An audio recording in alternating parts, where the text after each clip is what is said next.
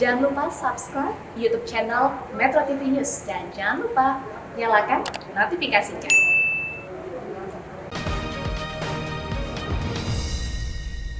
Pemirsa, dinamika politik jelang pemilu serentak 2024 kian menghangat.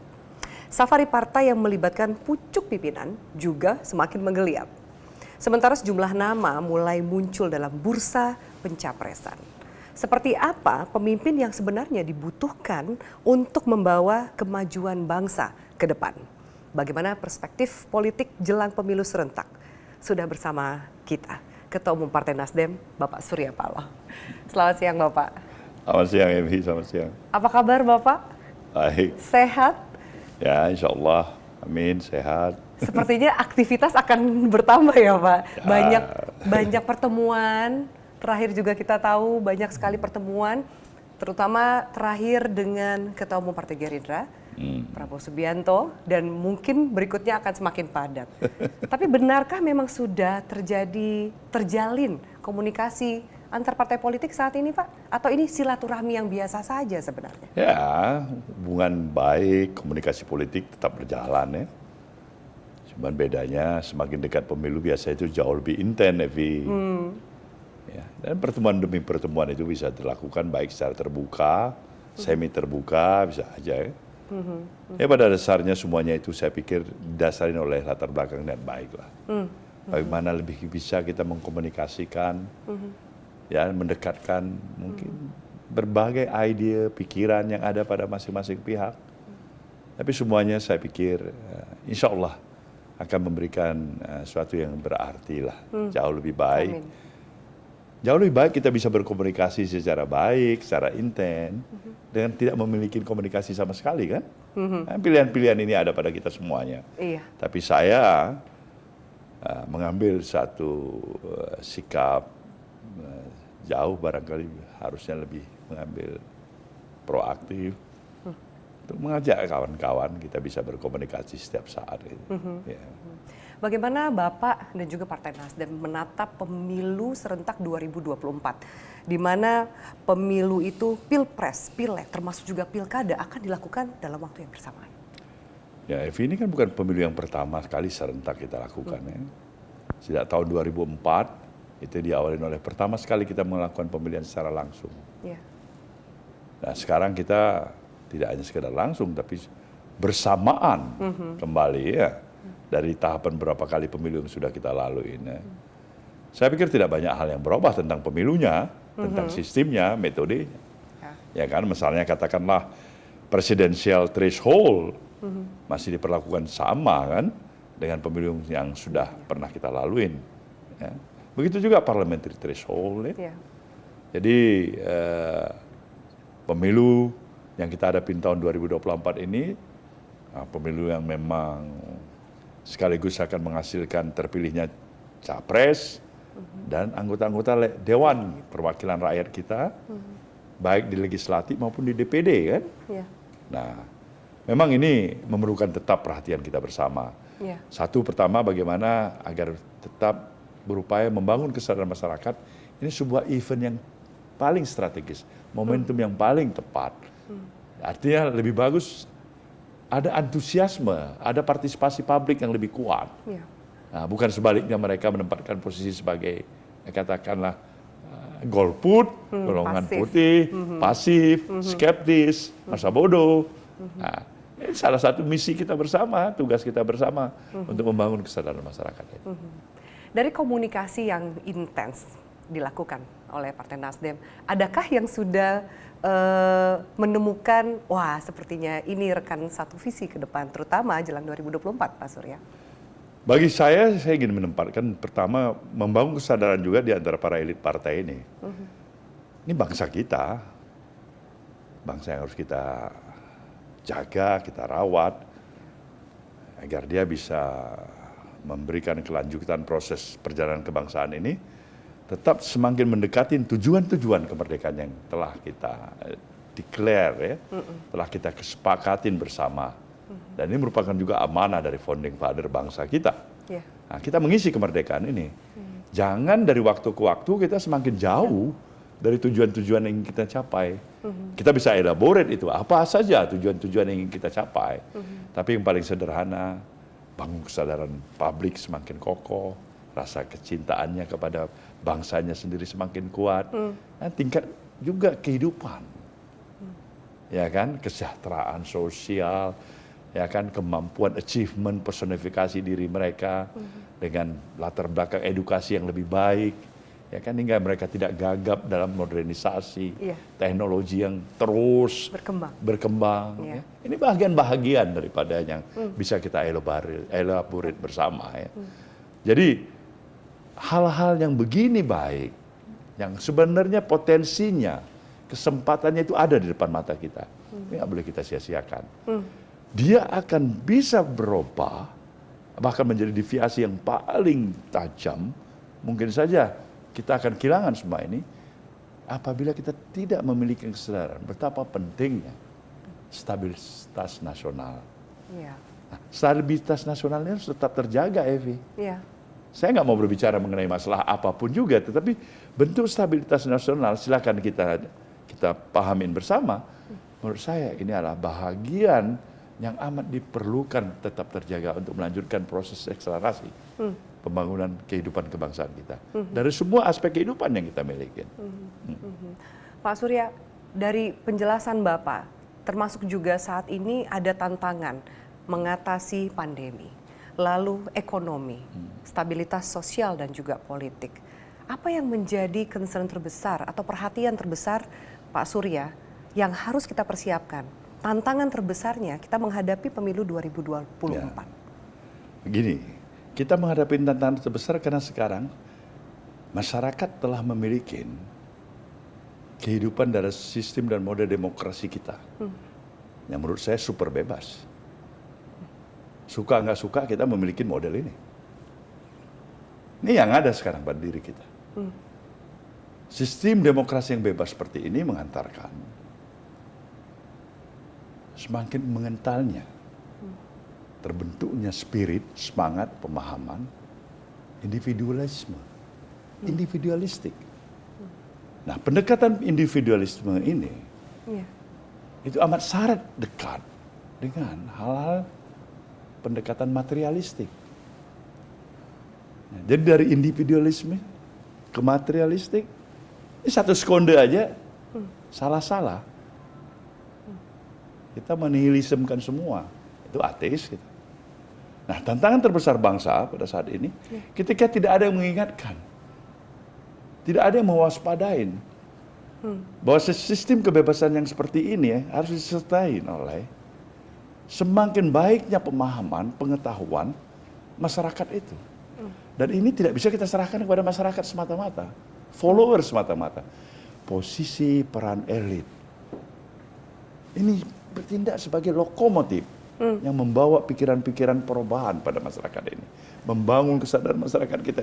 Anda, kita, saya, kita semua dapat kesempatan dengan hak-hak kebebasan yang hebat. Tapi kebebasan tidak hanya berhenti untuk kebebasan. Kebebasan harus bisa kita sertain juga dengan bangun kesadaran untuk membangun kewajiban.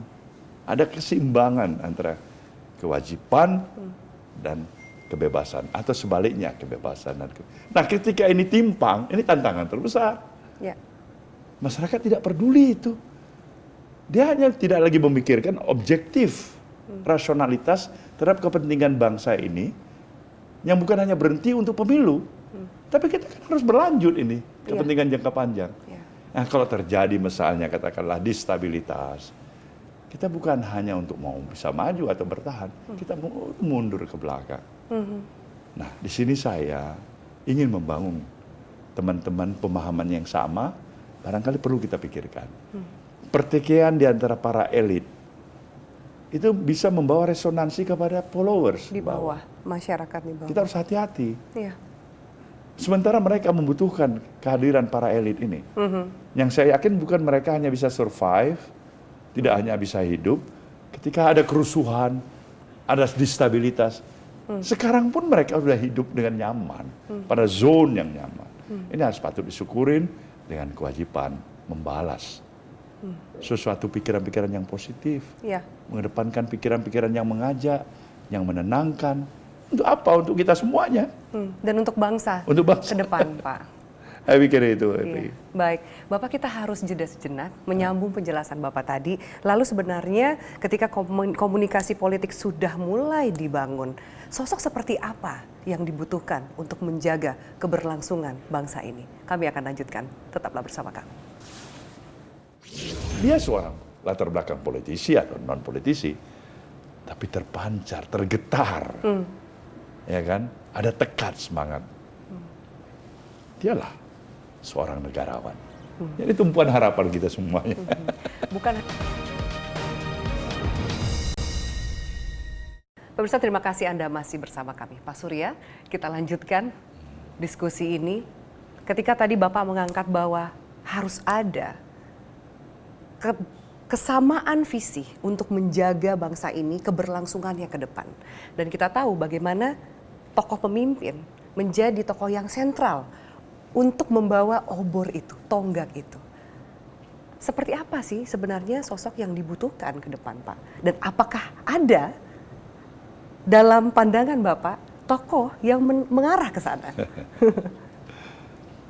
Ya, subjektivitas itu menyebabkan kriteria sosok seperti apa yang paling ideal tentu berbeda, relatif sekali dari perspektif yang berbeda-beda. Tapi yang pasti kita sepakatin, siapapun anak bangsa ini yang mempunyai basic dasar kepemimpinan yang relatif, disertai dengan niat baik, ya, tekad dan reputasi yang sudah relatif baik, ya kan. Kemudian juga dia mendapatkan katakanlah dukungan masyarakat. Ya kan? Kita doakan supaya itulah yang bisa kita peroleh. Karena kalau kita mendefinisikan siapa dia, Terpaku hanya pada nama. saya pikir kita akan sulit, Evi. Ya kan? Nah, ada proses demokrasi, ada proses penjaringan, ada menominasikan, ada proses pencalonan, baru proses yang diakhirin dengan keterpilihan. Dalam proses ini terjadi interaksi, dinamika, macam-macam. Tapi kita satu hal yang kita harapkan, kompetisi ini harus bisa kita perankan dengan kompetisi yang saling membuat hati kita ini berbangga hati ikut dalam berkompetisi. Bukan saling merusak, menjatuhkan. Kompetisi bisa juga dalam harmoni. Ya kan? Nah, disinilah peran sebenarnya yang bisa kita lihat. Ketika start awal saja, sudah dimulai dengan hal yang baik, itu harapan kita. Ya insya Allah mungkin hasilnya akan baik. Saya berpikir positive thinking saja. Ya. Jadi sosok yang bagaimana? Ya, sosok yang selalu kita bisa rasakan, menawarkan pikiran-pikiran yang terbaik. Yang tidak berhenti kepada selfish. Ego. Ya kan? Ego. Ya, pembenaran dirinya semata-mata. Ya kan? Kepentingan partainya semata-mata.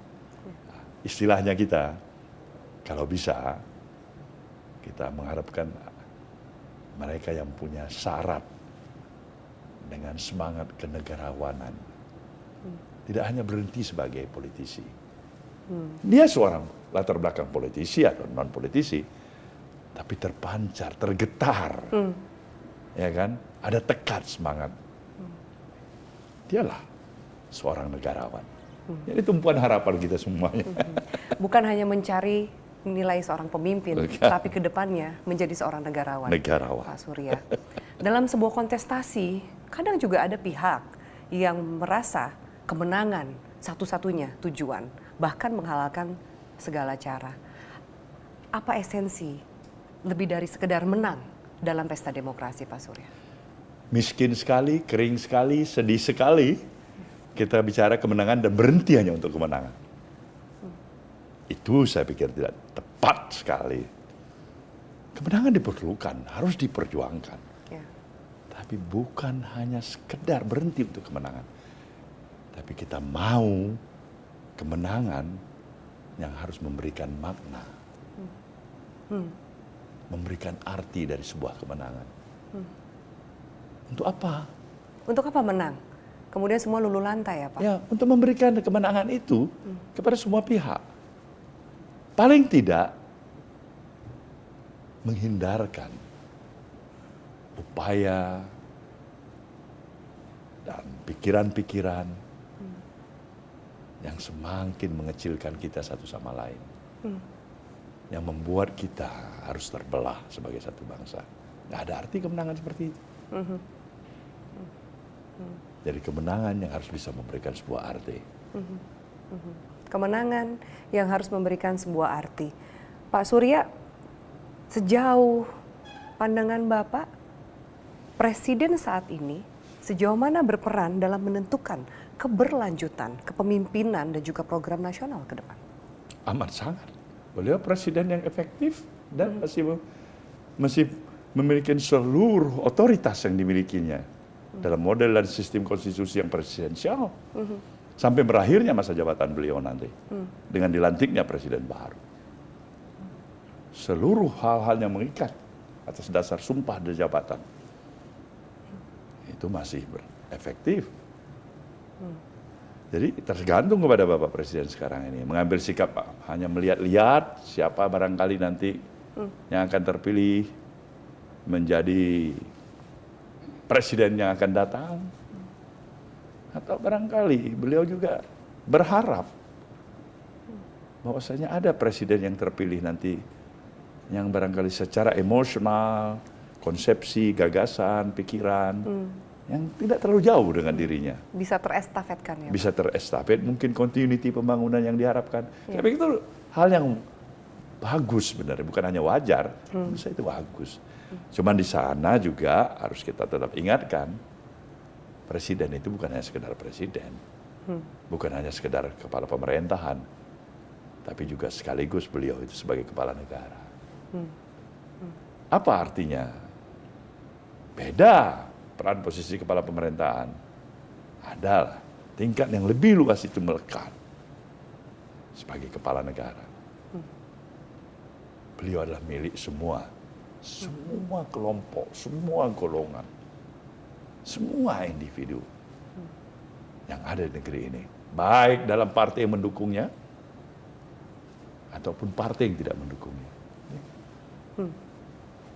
Beliau sebagai kepala negaranya. Itu kita harus ingatkan juga. Iya. Ya. Menarik sekali Pak Surya. Kita akan bahas lebih jauh. Salah satunya adalah yang dikhawatirkan dalam sebuah pesta demokrasi ke depan, di mana pemilu biasanya menyisakan polarisasi yang ternyata kita tahu tidak berujung pada kebaikan dan produktivitas bangsa. Berujung menjadi sebuah politik kebencian.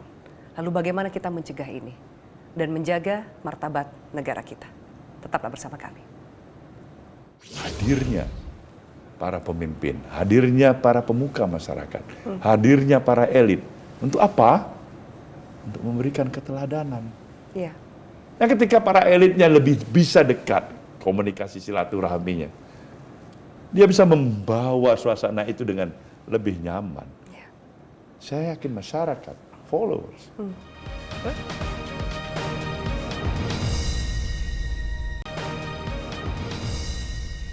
Pemirsa, terima kasih Anda masih bersama kami. Ketika kita tadi sudah membahas bagaimana semua anak bangsa harus menjaga marwah dan juga keberlangsungan negara ini. Namun kita tahu ketika pemilu terkadang menyisakan residu polarisasi yang begitu kuat Pak Surya. Sampai berujung pada politik kebencian. Dihindari semua pihak, tapi ternyata diam-diam ada tangan yang juga menggunakan itu.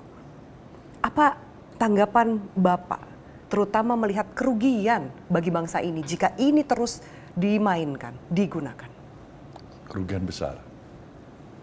Itu yang dari sejak awal saya konstatir dan berulang-ulang.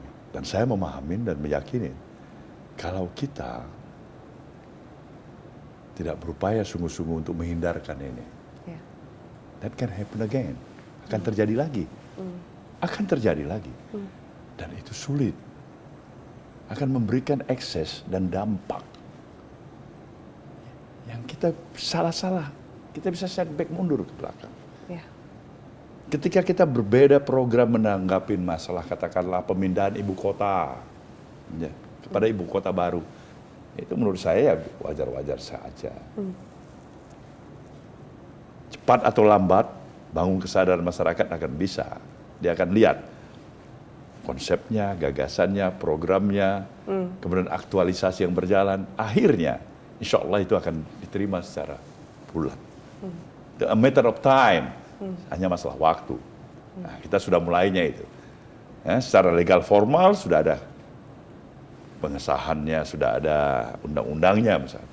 Ya. Tapi kalau bicara masalah, kita menghadapi pemilu dan dengan residu yang akan potensinya besar sekali, pembelahan dan banca, dengan isu-isu politik aliran, identitas, berdasarkan latar belakang agama, latar belakang etnik, saya pikir ini berbahaya sekali.